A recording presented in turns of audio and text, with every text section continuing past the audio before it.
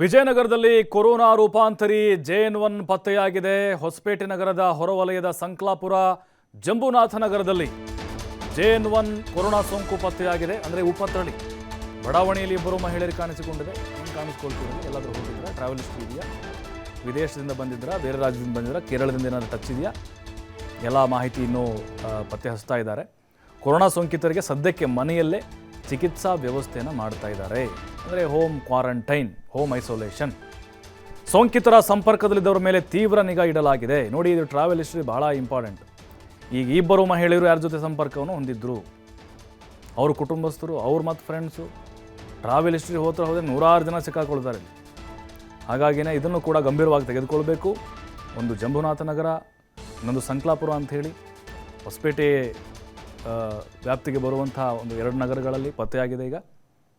But ಈಗ JN1 ಪತ್ತೆಯಾಗಿರೋದು ಬಹಳ ಆತಂಕ ಕಾರಣ ಆಗ್ತಾ ಇದೆ. ಈಗ ಕೊರೋನಾ ಕೇಸಸ್ಗಳಾಗಿದ್ದರೆ ಕೊರೋನಾ ಕೇಸಸ್ ಆಲ್ರೆಡಿ ನಾವು 2 ವರ್ಷ ಅನುಭವಿಸಿದ್ದೇವೆ, ಮತ್ತೆ ಬಂತ, ಅದ್ರ ಜೊತೆ ಬದುಕಬೇಕು, ನಾವು ಬದುಕೋದನ್ನು ಕಲ್ತಿದ್ದೇವೆ, ಈ ರೀತಿಯಾಗಿ ಜನರು ಮಾತಾಡ್ಕೊಳ್ತಿದ್ರು. ಆದರೆ JN1 ಅಂತ ಇದು ಯಾವ ರೀತಿ ಒಮಿಕ್ರಾನ್ ಉಪತಳಿಯಂತೆ ಇದು ಬಂದರೆ ಏನಾಗುತ್ತೆ, ಪರಿಣಾಮ ಬೀರುತ್ತಾ, ಅಥವಾ ನಾರ್ಮಲ್ ಆಗಿ ಶೀತ ಜ್ವರ ಈ ರೀತಿಯಾಗಿ ಬರುತ್ತಾ? ಜನ ನಿಜವಾಗ್ಲೂ ಅದ್ರ ಬಗ್ಗೆನೇ ಚರ್ಚೆ ಮಾಡ್ತಾ ಇರ್ತಾರೆ. ಈಗ ಕೊರೋನಾ ಮತ್ತು ಶುರುವಾಯಿತು, ಏನಾಗುತ್ತೋ ಏನೋ ಅಂಥೇಳಿ. ಹಾಗಾಗಿನೇ ಈಗ ಅವ್ರಿಗೆ ಮನೆಯಲ್ಲೇ ಚಿಕಿತ್ಸೆ ನಡೀತಾ ಇದೆ. ಅವ್ರನ್ನ ಗುರುತಿಸಿದ್ದಾರೆ.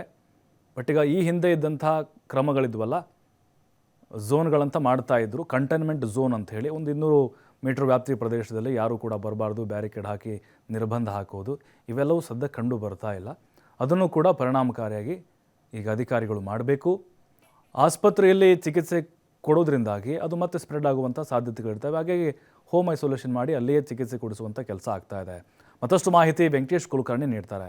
ವೆಂಕಟೇಶ್, ಈಗ ಈ JN1 ಉಪತಳಿ ಪತ್ತೆಯಾಗಿರೋದ್ರಿಂದಾಗಿ ಸಹಜವಾಗಿ ಆತಂಕ ಇದ್ದೇ ಇರುತ್ತೆ. ಅದರಲ್ಲೂ ಬಳ್ಳಾರಿ ಜನರಿಗೆ ಈ ಸೋಂಕಿತರ ಹಿಸ್ಟ್ರಿ, ಅದರ ಜೊತೆಗೆ ಇವ್ರಿಗೆ ಯಾವ ರೀತಿಯಾದಂಥ ಚಿಕಿತ್ಸೆಗಳು ನಡೀತಾ ಇದೆ, ಯಾವ ರೀತಿ ಸಿದ್ಧತೆ ಮಾಡಿಕೊಂಡಿದೆ ಜಿಲ್ಲಾಡಳಿತ ಅಂತ?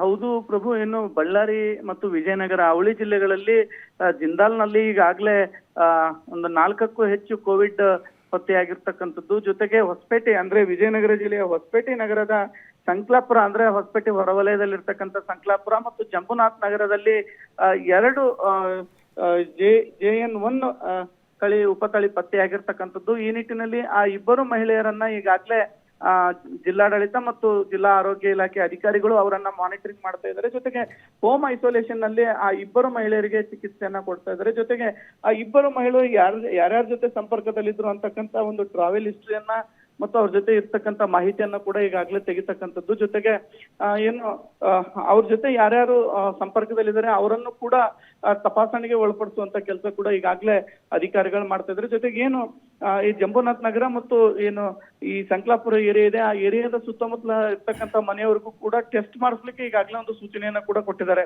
ಅದರ ಜೊತೆಗೆ ಜಿಂದಾಲ್ನಲ್ಲೂ ಕೂಡ ಈಗಾಗಲೇ ದಿನದಿಂದ ದಿನಕ್ಕೆ ಕೋವಿಡ್ ಸಂಖ್ಯೆ ಹೆಚ್ಚಳ ಆಗ್ತಾ ಇರೋದ್ರಿಂದ ಜಿಂದಾಲ್ನಲ್ಲೂ ಕೂಡ ಅನುಮಾನ ಬಂದಂತಹ ಏನು ಸೋಂಕಿತರಿದ್ದಾರೆ ಅಂತವರು, ಜೊತೆಗೆ ಅನುಮಾನ ಬಂದವರನ್ನು ಕೂಡ ಟೆಸ್ಟ್ ಮಾಡ್ಲಿಕ್ಕೆ ಈಗಾಗಲೇ ಜಿಲ್ಲಾಡಳಿತ ಸೂಚನೆಯನ್ನ ಕೂಡ ಕೊಟ್ಟಿರ್ತಕ್ಕಂಥದ್ದು.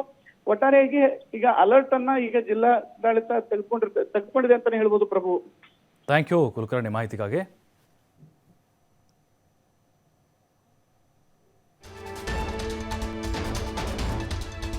ಕಲಬುರಗಿಗೂ ಕಾಲಿಡ್ತು ಕೊರೋನಾ ರೂಪಾಂತರಿ ವೈರಸ್.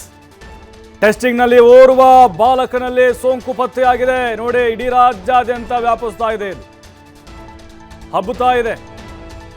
ಕಲಬುರಗಿ ಜಿಲ್ಲಾ ಆರೋಗ್ಯ ಇಲಾಖೆಯಿಂದ TV5ಗೆ ಮಾಹಿತಿ ಸಿಕ್ಕಿದೆ.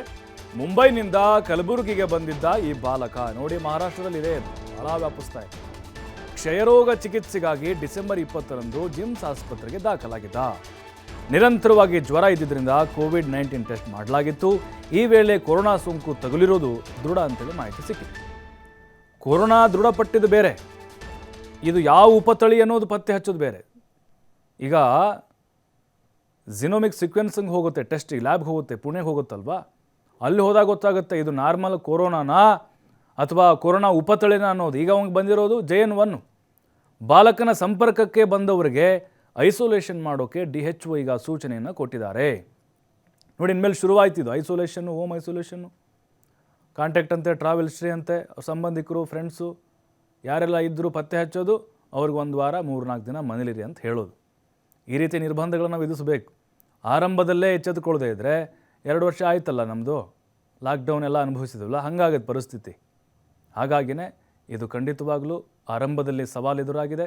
ಕಲಬುರಗಿಯಲ್ಲೂ ಕೂಡ ಓರ್ವ ಬಾಲಕನಲ್ಲಿ ಈಗ JN1 ಉಪತಳಿ ಪತ್ತೆಯಾಗಿದೆ. ಆತ ಮುಂಬೈನಿಂದ ಬಂದಿದ್ದ, ಕ್ಷಯರೋಗ ಚಿಕಿತ್ಸೆಗಾಗಿ ಜಿಮ್ಸ್ ಆಸ್ಪತ್ರೆಗೆ ದಾಖಲಾಗಿದ್ದ.